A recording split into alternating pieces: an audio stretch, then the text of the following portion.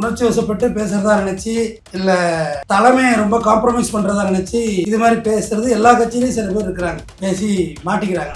அதுக்குரிய ஆதவர்ஜினா, நீ மந்திரியா இருக்க ஆதவர்ஜினா முட்டாள் முதலமைச்சர் அப்படின்னு சொன்னாரா சொல்லலையா? அப்ப அது சரியான பேச்சா? தாவேகா தலைவர் அவர்கள் ஸ்டாலின் அங்கிள் அப்படின்னு பேசுறீங்கல்ல, இது நியாயமா? உங்க வயசு என்ன, ஒரு வயசு என்ன? உங்க மனைவிய தேப்பு அப்படின்னு எழுதிய உங்க கட்சி தொண்டர்களை நீங்கள் கேள்வி கேட்டீர்களா? இன்னைக்கு உங்கள் அமைச்சர் ராஜ்மோகன் கீழடியில் போய் ஆய்வு பண்ணுறேன்னு சொல்லி அது ஒரு பாதுகாக்கப்பட்ட இடத்துல ட்ரோனை பறக்க விட்டுருக்காங்க.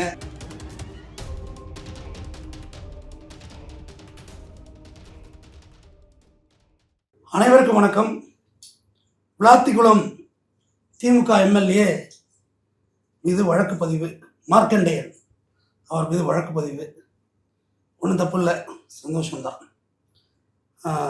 ஏன்னா அவர் நம்ம என்னதான் நம்ம வேறு கட்சியில் இருந்தாலும், வேறு கட்சி எம்எல்ஏவாக இருந்தாலும், ஒரு ஜனநாயக மாண்புபடி ஒரு தேர்ந்தெடுக்கப்பட்ட ஒரு முதலமைச்சர், மற்ற அமைச்சர்கள்லாம் சேர்ந்து முதலமைச்சர், அவர் நிச்சயமாக அப்படி இவ்வளோ மோசடியாக பேசக்கூடாது தான்.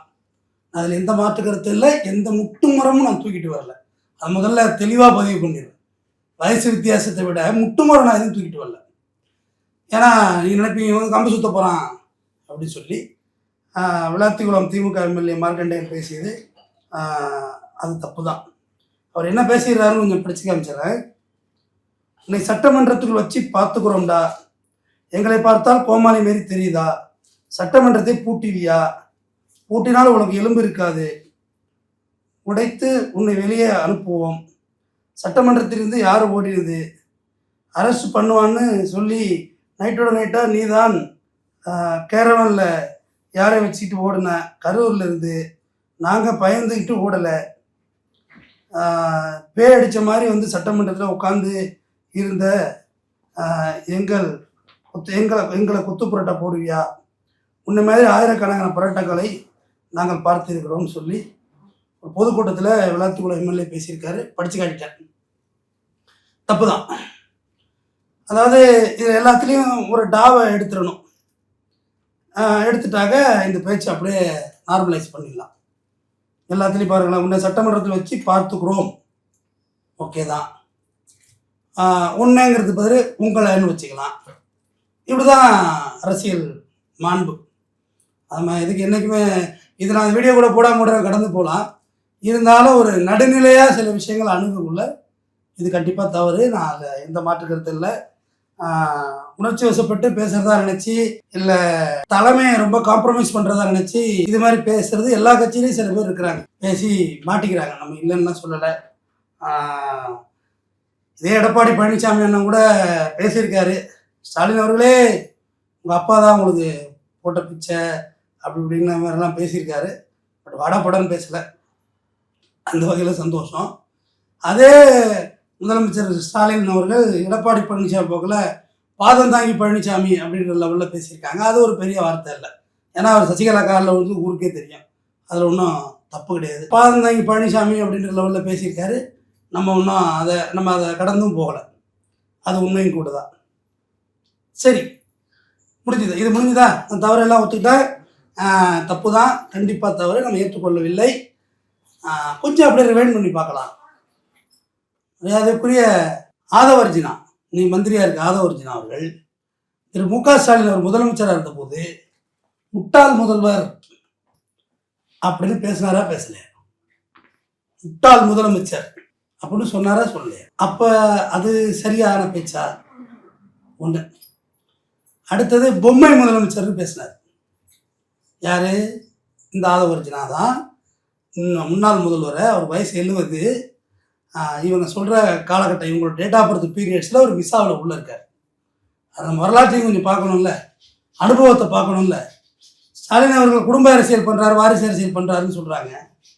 30 வருஷம் முதலமைச்சர் பதவி ஸ்டாலினுக்கு ரொம்ப கிட்டக்க தான் இருந்துச்சு. அவங்க அப்பா கிட்டேருந்து வாங்கிட்டு போயிருக்கலாம். யார் இல்லைன்னு சொல்ல போகிறா? இல்லை, வாங்கலை. அவர் பொதுப்படைத்துறை மந்திரி, மேயர், துணை முதல்வர், பொறுப்பு தலைமை முதல்வர், துணைத் தலைவர், இப்படியா இந்த வெற்றி, மரியாதைக்குரிய முன்னாள் முதல்வர் ஸ்டாலின் அவர்களோட வெற்றி, அவருக்கான வெற்றி, அவர் மக்கள் போட்ட வெற்றி. சரி, இந்த வாட்டி தோத்துட்டார். நம்ம அதை லிமிட் பண்ணிடலாம். ஆனால் வயசு வித்தியாசம் இல்லாமல் நீங்கள் இன்றைய முதல்வர் தாவேகா தலைவர் அவர்கள் ஸ்டாலின் அங்கிள் அப்படின்னு பேசுனீங்கல்ல, இது நியாயமா? உங்கள் வயசு என்ன, அவர் வயசு என்ன? இன்னைக்கு உங்களை ஒருத்தவங்க திட்டாங்க, போலீஸ் போய் வழக்கு போடுது. யார் விளாத்திக்குளம் எம்எல்ஏ மேலே வழக்கு போட்டாங்க, அதையும் சொல்லிடுறேன். அதை வேறு நான் பதிவு பண்ண போட்டிருக்க போகிறேன். 3 பிரிவின் கீழ் வழக்கு போட்டிருக்காங்க. மகிழ்ச்சி. வீட்டில் போய் கைதும் பண்ணியிருக்காங்க. மகிழ்ச்சி. அது ரைட், அது சட்டப்படி டியூ டு லா ப்ராசஸ், அதை பார்த்துக்கிட்டோம். ஆனால் நீங்கள் அவரை ஸ்டாலின் அங்கிள் அப்படின்னு பேசுனீங்களே, அது எந்த லாஜிக்கில் எடுத்துக்கிறதுன்னு தாவேகா தலைவர் மற்றும் தமிழ்நாடு முதலமைச்சர் கேட்குறாரு. அது தப்பு இல்லையா? அவர் வயசு வித்தியாசம்லாம் பேசுறது தப்பு இல்லையா? உங்கள் விர்ச்சுவல் வாரியர்ஸ் வீட்டில் உள்ள பெண்களையெல்லாம் ஆபாச சித்திரங்கள் போட்டு வெளியிட்டாங்களே, அது எப்படி? கேப்டன் வந்து இறந்துட்டார். அந்த அம்மா விஜயகாந்த் அந்த பிரேமலதா அம்மா வந்து இங்கே ஒரு பொட்டு வச்சிருக்கும், ஒரு ரிய நெத்தியில் இவங்க குங்குமம் வச்சுருக்கும். இப்போ இல்லை, ஒரு வெள்ளையில் ஒரு பொட்டு வச்சுக்கும். அது தன்னை ஒரு விதவை கோலமாகவே வாழுது. அதை வந்து இன்றைய முதல்வர் ஸ்டாலின் ஒரு பைக்கில் வச்சு கொண்டு போகிற மாதிரி ஏஐயில் வீடியோ போட்டிங்களே, இது சரியா? பாஜகக்காரன் கூட இந்த வேலையை பார்க்க மாட்டான். டீசெண்டான அளவு இந்த மாதிரிலாம் செய்ய மாட்டாங்க. இந்த பெண்ணை வச்சு சுற்றி விட்றதெல்லாம் செய்ய மாட்டாங்க. அப்போ நீங்கள் கண்டிச்சிங்களா, கேட்டீங்களா?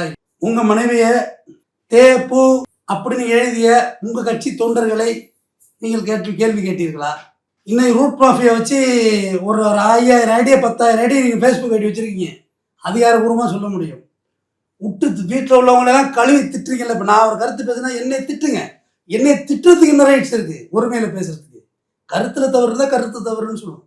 வீட்டில் உள்ளவங்களெல்லாம் இழுத்து போட்டு திட்டுறீங்கல்ல, அது எந்த வகையில் நியாயம்? நீங்கள் சொல்லுங்கள், கேட்குறோம். விளாத்துக்குள்ள எம்எல்ஏ பேசுறது தப்புன்ட்டு, அது மறுத்து கருத்தே இல்லை. அதை அதை ஒழட்டி விட்டும் போகல அந்த கருத்தை. எஸ், தப்பு தான், பேசுறது தப்பு தான், நம்ம மறுக்கலை. ஆனால் நீங்கள் பேசுனதெல்லாம் எந்த வகையில் சேர்க்கறது சொல்லுங்க? தாவேகா தொண்டர்கள் கை வச்சா என்ன நடக்கும் பாருங்கன்னு சொன்னீங்க. அதுக்கு என்ன பதில்? கரூர் சம்பவத்தில் ஒரு கணக்கு இருக்குது, அதை தீர்க்கணும், பழிக்கு பழி எடுக்கணும்னாரு. அதை ஒரிஜினல். அதுக்கு என்ன கணக்கு கதை இருக்குது சொல்லு? என்ன கணக்கு இருக்குது? பழிக்கு பழி எடுத்துடணும், ஒரு கணக்கு இருக்குது. என்ன கணக்கு? யார் மேலே உள்ள கணக்கு? அது என்ன கணக்கு? அது தெரியணும்ல. ஏதாவது டிஎம்கே மீட்டிங் வெறுப்பை போட்டு கொளுத்திடுவீங்களா? என்னன்னு சொல்லுங்கள், கேட்போம். இல்லை நீங்கள் ஆள் விட்டு மிதிப்பீங்களா? என்னன்னு சொல்லுங்கள், கேட்போம். அது மாதிரி பேசலாமா? நீ வந்து ஒரு தவறு நடந்திருக்கணுன்னே நான் அந்த தவறு தான் அப்படின்னு சொல்லி உடனே பதில் அளிச்சிட்டேன். தப்பு தான் அது. இதை வந்து திமுககாரங்க அறிவிப்பு பூர்வம் கொடுக்குறாங்களோ இல்லை, அதெல்லாம் தெரியாது எனக்கு. என் மனதுக்கு அது தவறுன்னு பட்டுச்சு, நான் தவறுன்னு சொல்லி. தப்பு தானே? முதலமைச்சர் வந்து அப்படி பேசக்கூடாதுல்ல, அதை நம்ம ஏற்றுக்கிறோம், தவறு. அதே நீங்கள் பேசி வச்சதுக்கும் அது மாதிரி உங்கள் தாவேக கட்சியிலேருந்தோ இல்லை கட்சி தொண்டரோ யாராவது நாள் வரைக்கும் உங்களை கண்டித்து ஒரு வீடியோ போட்டிருக்காங்களா? இப்படி பேசாதீங்கன்னு சொல்லியிருக்காங்களா? இல்லை. ஈவன் எடப்பாடி பழனிசாமி கூட பேசுறது கிடையாது. அந்த அண்ணா கூட மரியாதை தான் பேசுவார் தமிழக முதல்வர்கள்னு. இதே முன்னாடி இருந்த அம்மையார் ஜெயலலிதாவை இன்னைக்கு இருக்க முதல்வர் ஸ்டாலின் அவர்கள் அம்மையார் ஜெயலலிதான்னு தான் சொல்லியிருக்காரு. அம்மையார் ஜெயலலிதா தான், வேறு எந்த வார்த்தையும் இல்லை. ஆனால் நீங்கள் பேசுவதாக நினைத்து என்னவெல்லாமல் பேசி வைக்கிறீர்கள். இன்று விளத்தகுளம் எம்எல்ஏ பேசியது கண்டிப்பாக தவறு. அதுக்கு அதை நீக்கணும். அந்த வழக்கு போட்டதுனால ஒன்றும் இல்லை, அவர் பெயிலில் வந்துக்கிட்டோம். அதுமாரி நீங்களும் உங்களது கட்சிக்காரர்களை கண்ணியத்தோடும் அறத்தோடும் பண்போடும் பேச சொல்லுங்கள். அது நீங்கள் நினச்சா முடியும், ஒரே நாளில் முடியும். நீங்கள் பூரண மதுவிலக்கு கொண்டு வருவீர்கள் என்ற பெரிய நம்பிக்கையோடு நான் நல்லா இருக்கிறேன்.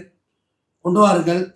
குறைந்தபட்சம் கட்சிக்காரங்கள்ட்ட என் கட்சியை நேசிக்கிறவங்க, விஜய் என்ன நேசிக்கிறவங்க, தயவுசெய்து குடிக்காதீங்க அப்படின்னு சொல்லுங்கள். கண்டபடி ரீல்ஸ் போடாதீங்கன்னு சொல்லுங்கள்.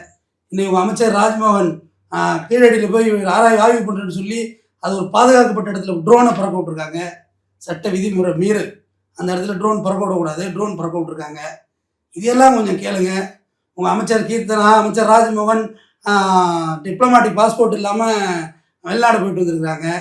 அது பெரிய சர்ச்சையாயிருக்கு, மத்திய அரசு நோட்டீஸ் விட்டுருக்கு, அதை கேளுங்க. இந்த மாதிரியான விஷயங்களை ஆக்கப்பூர்வமாக செய்யுங்கள். நீங்கள் தான் செய்தாக வேண்டும். வேறு யாரை நம்ப முடியும்? நீங்கள் தான் எங்கள் முதல்வர். நீங்கள் தான் எங்களுக்கு பண்ணணும். பண்ணுங்கள், நல்ல ரோடு போட்டு விடுங்க. அப்படியே தான் இருக்குது, ஒரு மாற்றமும் இல்லை. காவல்துறைக்கெல்லாம் லீவ் கொடுங்க. உங்கள் நிர்மல்குமார் காவல்துறை ரொம்ப ஸ்ட்ரெஸ்ஸாக இருக்காங்கங்கிறாரு. பைத்தியமாக இருக்காங்கன்னு சொல்கிறாங்க. அதெல்லாம் சொல்லாதீங்க. லாக்அப் டெத்துக்கு பரிகாரம் தேடுங்க. அந்த வீட்டுக்கு ஏதாவது கவர்மெண்ட் வேலை போட்டு விடுங்க. மன்னிப்பு கேளுங்க, பரிகாரம் தேடுங்க. இதுதான் மக்கள் எதிர்பார்க்குற ஆட்சி. மக்கள் எதிர்பார்க்குற ஆட்சியை நீங்கள் கொடுத்தீர்கள் என்றால் நாங்கள் உங்களை மனப்பூர்வமாக பாராட்டுகிறோம். நன்றி.